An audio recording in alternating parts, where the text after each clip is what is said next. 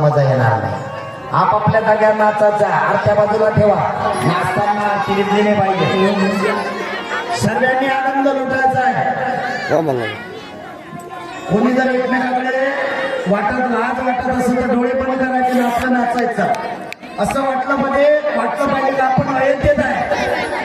अयोध्ये में आनंद छायो, अयोध्ये में आनंद छायो, अरे बोरगांव में आनंद छायो.